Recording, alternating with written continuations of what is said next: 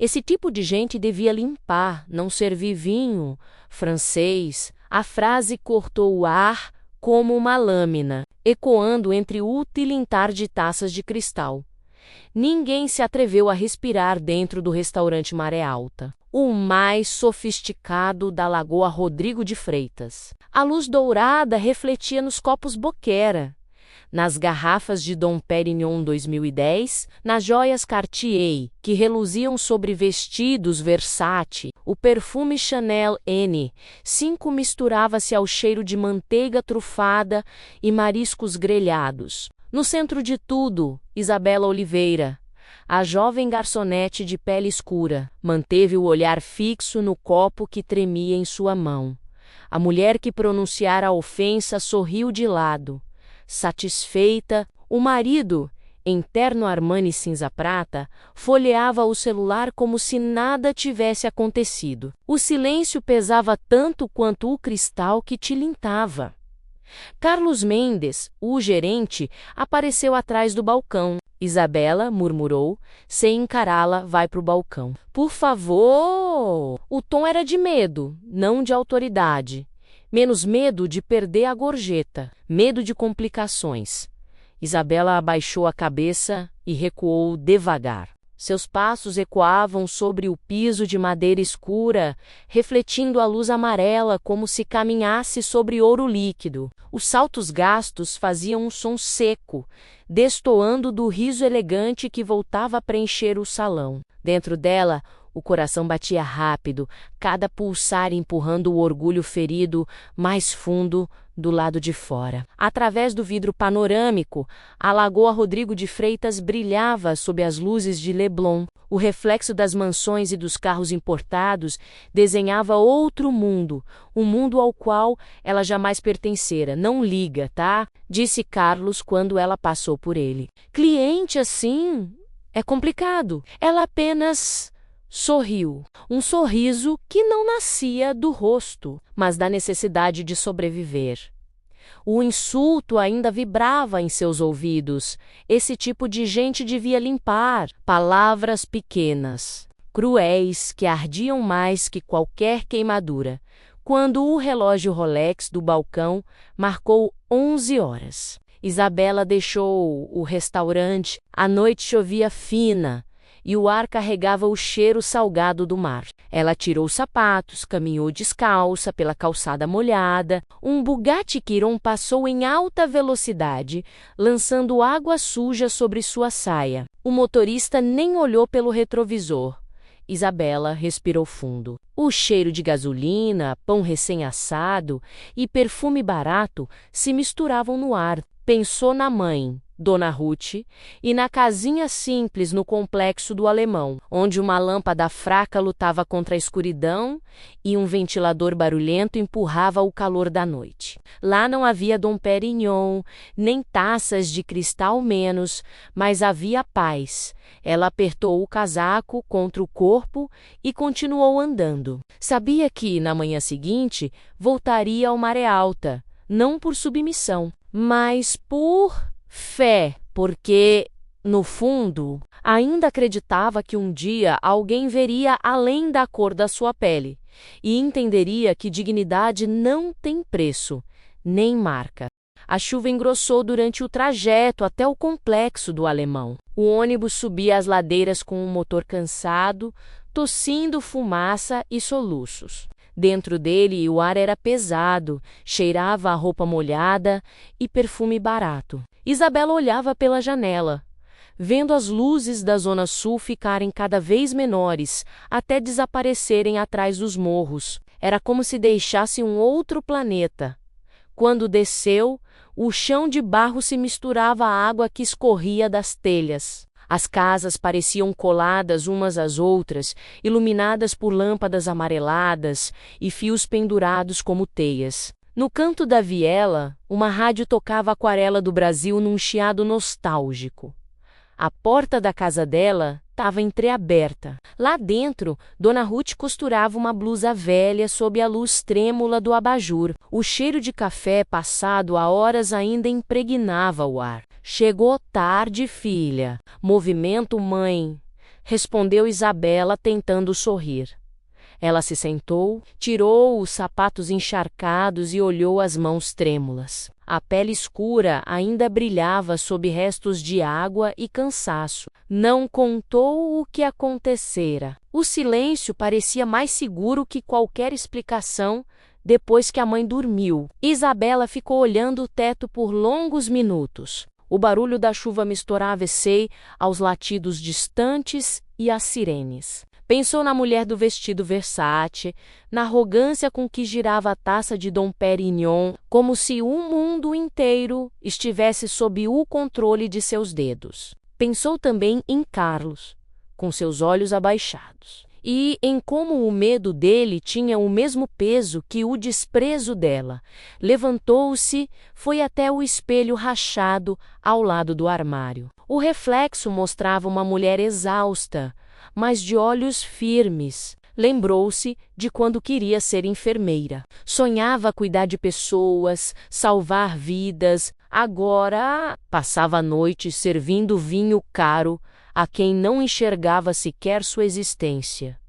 Na prateleira havia uma revista velha, com uma matéria intitulada O Poder do Perdão. Isabela passou os dedos pelas letras borradas. Perdoar, pensou, é luxo de quem nunca precisou engolir humilhação. Dobrou a revista e guardou. Não queria esquecer a dor, queria transformá-la em algo que a mantivesse de pé.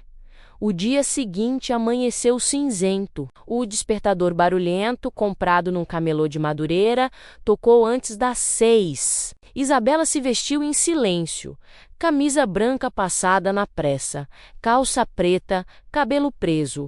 Passou um batom simples, olhou o reflexo mais uma vez e suspirou. Hoje vai ser diferente, sussurrou para si mesma. Mesmo sem acreditar totalmente no caminho para o ponto, cruzou com meninos uniformizados correndo para a escola e com uma mulher vendendo pão de queijo numa caixa de isopor. O cheiro quente do pão lhe deu um breve conforto. Quando chegou ao Maré Alta, o sol já brilhava sobre a Lagoa Rodrigo de Freitas. O vidro da fachada refletia o azul do céu e o branco dos guardanapos dobrados com precisão. Por um instante, Isabela se perguntou quantas vezes ainda entraria ali com a cabeça baixa, lá dentro. Os garçons riam de algo banal. As panelas chiavam na cozinha, e o gerente fingia que nada havia acontecido na noite anterior. O mundo do luxo seguia intacto, indiferente, mas dentro dela, algo tinha mudado. O silêncio que antes pesava como vergonha começava a se transformar em força. Ela não sabia explicar. Era como se a dor tivesse criado raízes e dessas raízes brotasse algo novo, uma calma estranha, perigosa, que a faria agir quando chegasse a hora. A tarde caía sobre o Rio de Janeiro com uma luz estranha, amarela e úmida, típica dos dias que prometem tempestade. Isabela caminhava pela Avenida Atlântica, perto de Copacabana, o uniforme guardado numa sacola plástica. Tinha saído mais cedo, Carlos dissera que o movimento estava fraco. Ela sabia o que aquilo significava. Ainda era um lembrete de que sua presença incomodava.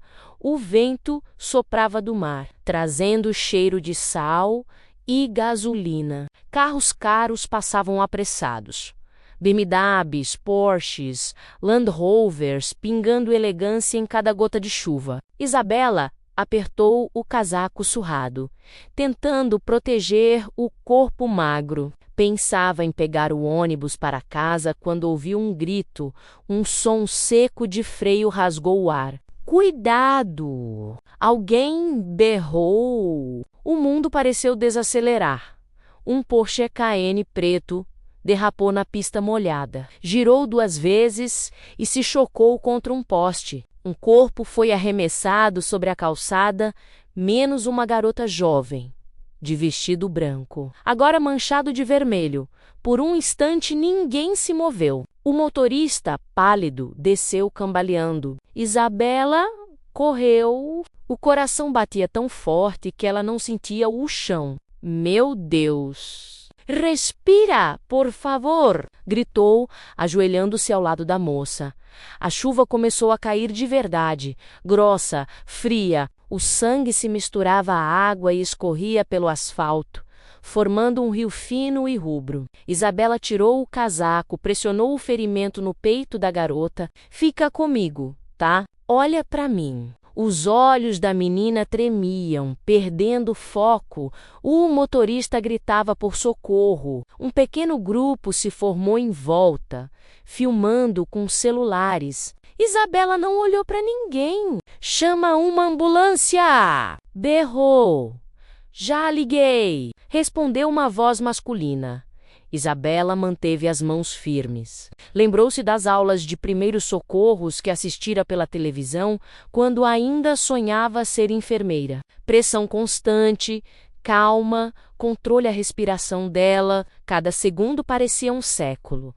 A sirene, ao longe, trouxe um fio de esperança. Quando os paramédicos chegaram, ela ainda segurava a mão da jovem. O cabelo molhado colava no rosto, os joelhos sujos de barro e sangue. Um dos paramédicos tentou afastá-la, mas ela insistiu. Deixa eu ir junto. Eu segurei a artéria. Ela pode desmaiar de novo. O homem hesitou e assentiu. Isabela subiu na ambulância. Dentro, o cheiro de álcool e metal dominava o ar. A jovem tremia, os lábios pálidos. Como é o seu nome? Perguntou Isabela. Camila? Camila? Murmurou a moça antes de apagar. O nome ficou ecoando na cabeça dela enquanto o veículo cortava o trânsito em direção ao Hospital Copa-d'Or. O rádio da ambulância chiava informações técnicas. Mas Isabela só conseguia olhar para o rosto da menina. Tão bonito, tão frágil. Parecia alguém que ela já tinha visto, talvez em uma mesa do Maré Alta. Lá fora, os letreiros de Ipanema passavam borrados pela chuva. O tempo parecia suspenso quando a ambulância parou diante da emergência. O motorista do carro já estava lá, falando ao telefone com voz trêmula. Isabela só ouviu uma frase: Senhor Duarte, é a sua filha. Ah, Camila, teve um acidente. O nome soou como um trovão. Senhor Duarte, o dono do Maré Alta, o homem que permitira que ela fosse humilhada e depois dispensada. Com um aceno, Isabela sentiu o chão sumir por um instante. Ela olhou para Camila sendo levada em uma maca e sentiu algo que não sabia nomear. Uma mistura de medo, compaixão e ironia do destino. Dentro dela, uma voz calma, quase sussurrada, repetia: a vida sempre encontra um jeito de mostrar o que realmente importa. Ela não sabia, mas naquele exato momento, o mundo dela menos e o de Duarte menos começava a mudar para sempre.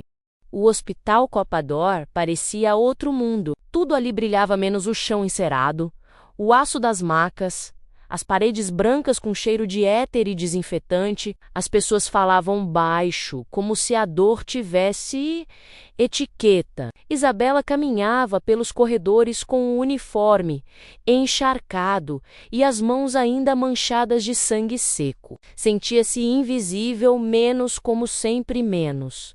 Mas dessa vez não se importava. Camila estava na sala de emergência, cercada por médicos. O som dos monitores cortava o ar como batimentos mecânicos de um coração de vidro. Isabela observava de longe até que uma enfermeira se aproximou. Você é parente? Não, só ajudei no acidente. Entendi. Espere um pouco, por favor. Ela se sentou no banco de mármore frio. O relógio de parede marcava 3 da manhã. No bolso, o celular simples piscava notificações de mensagens da mãe. Tá tudo bem? Por que não voltou? Isabela respondeu apenas: tô ajudando uma moça. Volto Amanhã, o som apressado de sapatos ecoou no corredor. Um homem alto, de terno Hermenegildo Zegna e perfume de Orsóvide, entrou apressado. O rosto tenso, o olhar endurecido. Era Eduardo Duarte, o dono do restaurante Maré Alta. Ele nem notou Isabela no canto. Passou direto, empurrando a porta da UTI com a autoridade de quem nunca ouviu não. De repente, o mundo pareceu girar para Isabela. O mesmo homem que permitira sua humilhação, agora desesperado pela filha, menos a garota que ela acabara de salvar. Destino tem um senso de ironia que beira o cruel.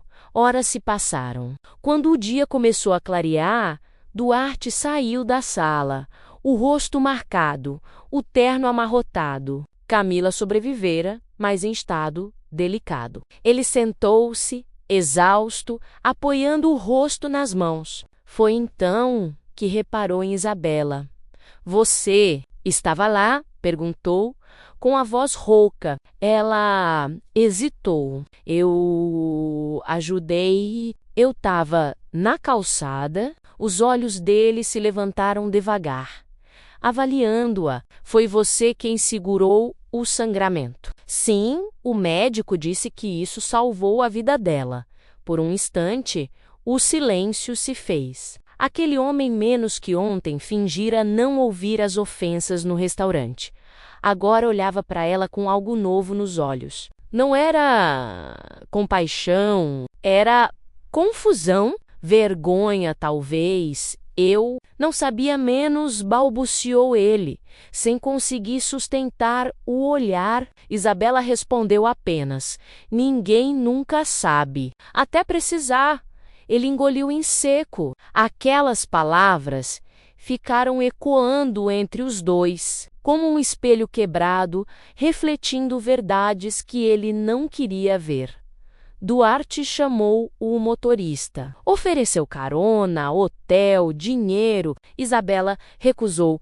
Tudo. Só quero saber se ela vai ficar bem. Vai, graças a você. Ele fez uma pausa. Posso pelo menos levar você até em casa? Ela pensou por um instante, depois assentiu.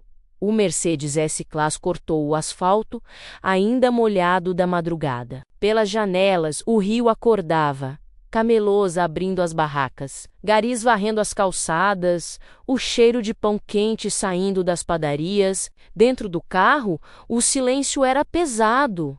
Duarte olhava a cidade como se a visse pela primeira vez. Eu sempre achei que sabia tudo, disse, por fim, que as pessoas pobres eram só distraídas, mas agora percebo o quanto fui cego. Isabela manteve o olhar no horizonte. O problema não é ser cego, Sr. Duarte. É escolher fechar os olhos. Ele não respondeu. Apenas respirou fundo e, pela primeira vez, sentiu vergonha do próprio reflexo no vidro, quando o carro parou em frente à viela do Complexo do Alemão. Isabela desceu, agradeceu e desapareceu entre as casas coloridas. Duarte ficou ali, imóvel, observando a rua estreita. O sol nascia, tingindo os muros de dourado e vermelho. Dentro dele, algo se movia. Não era culpa nem compaixão, era o início de um despertar lento, incômodo, necessário. 3 semanas se passaram desde o acidente. O nome Camila Duarte estampava as manchetes dos jornais. Filha de empresário, sobrevive após grave acidente em Copacabana. Mas nenhuma linha falava de Isabela Oliveira. A mulher que salvara sua vida no restaurante Maré Alta. Tudo parecia igual: os lustres de cristal, as taças de boquera, o aroma de trufa e vinho francês. Mas algo havia mudado de forma invisível. Os garçons cochichavam que o chefe andava diferente, mais calado, mais atento. Naquela noite, Duarte pediu que chamassem Isabela. Ela hesitou, mas usava o mesmo uniforme de sempre, mas andava com a cabeça erguida. A cicatriz no canto do braço ainda doía, lembrança da noite, da chuva e do sangue, quando entrou no salão. Duarte aguardava numa mesa afastada, ao lado da janela com vista para a Lagoa Rodrigo de Freitas. O reflexo das luzes dançava sobre o vidro, misturando-se ao rosto tenso dele. Sente-se, por favor, disse ele com voz baixa. Isabela ficou de pé. Prefiro não. Ele assentiu, respeitando. Eu estive pensando menos. Começou Duarte. Aquele dia, quando vi você, eu percebi o quanto estava errado. Ela permaneceu em silêncio. Você salvou o que eu tenho de mais precioso. E ainda assim, ninguém sabe quem é você. Duarte tirou um envelope do bolso. É uma ajuda, uma bolsa de estudo se quiser voltar a estudar enfermagem. Isabela olhou o envelope, depois o homem. Dinheiro não apaga o que aconteceu, Sr. Duarte. Ela respirou fundo, mas talvez possa provar que o senhor realmente mudou. Ele abaixou os olhos. Eu não espero perdão, só quero fazer o certo. Um silêncio pesado os envolveu. Lá fora, o vento agitava as árvores da lagoa e o som da cidade distante entrava pelas frestas. Sabe o que é mais triste? Perguntou Isabela. Enfim, é que o senhor só enxergou minha cor, até o dia em que precisou das minhas mãos. Duarte sentiu o peito apertar. E você tem razão. Eu me achei melhor até ver minha filha nas mãos de alguém que eu julgava inferior. Ela deu um meio sorriso, não de ironia, mas de tristeza. A vida é um espelho, Sr. Duarte. Ela devolve tudo o que a gente projeta. Ele levantou-se lentamente, estendeu a mão. Obrigado, Isabela, por tudo. Ela não apertou menos, apenas assentiu, com dignidade. Cuide bem da Camila e cuide melhor das pessoas que o servem. Isabela virou-se e caminhou até a porta. Os saltos baixos tocavam o chão num ritmo firme, como batidas de um coração que se recusa a baixar a cabeça. Duarte ficou observando até que ela desaparecesse no reflexo do vidro, e pela primeira vez ele viu a própria imagem distorcida, menos o rosto de um homem que sempre acreditou ter tudo, mas que nunca aprendera a ver naquela noite. Sozinho na mesa, ele pediu uma taça de Dom Perignon, mas quando o garçom serviu, o sabor parecia diferente, amargo, do outro lado da cidade. Isabela atravessava a passarela do Complexo do Alemão, olhando as luzes distantes da Zona Sul. No coração não havia raiva, apenas uma certeza silenciosa. Eles podem ter o ouro, mas eu tenho o que eles perderam menos humanidade. O vento soprou do morro, levando embora o som da cidade e o gosto do passado, e pela primeira vez em muito tempo, Isabela sentiu que, apesar de tudo, estava livre.